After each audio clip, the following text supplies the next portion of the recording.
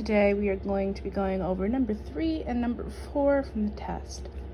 So for number 3, the function that we are given is f of x is equal to 1 minus e to the x times x plus e to the x. And it asks us to find what f of x would be. So for this one, what I did is I multiplied it out. So 1 times x is x.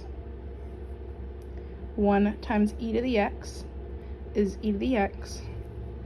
E to the x times x is minus x e to the x. And negative e to the x times e to the x is negative e to the x squared. So from here, this is what f prime is now. So this is what f of x is, I should say. So this is the f of x expanded.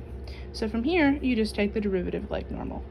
So f of x would be equal to 1 plus e to the x times 1 minus 1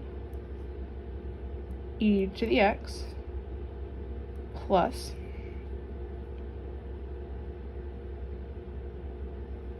and then you'd have a plus, and then you'd take the product of the other one, so then you'd have plus x e to the x minus 2x e to the x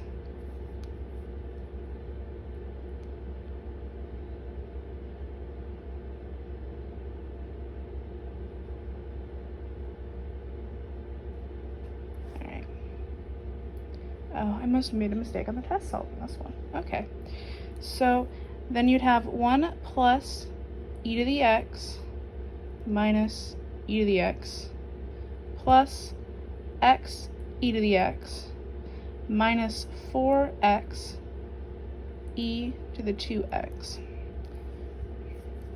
And then simplifying this, e to the x and e to the x cancel, and you're left with f prime of x is equal to 1 plus x e to the x minus 4x e to the 2x.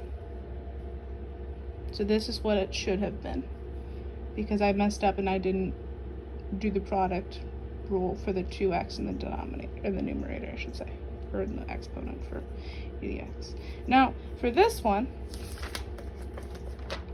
it is a quotient rule because you have a function over a function, and this is e to the x over sine of x. So you do low d high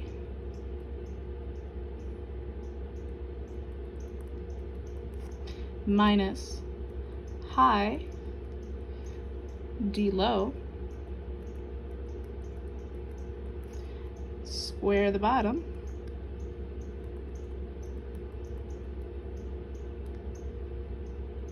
and away you go. And then you can simplify this down to be a little bit nicer looking.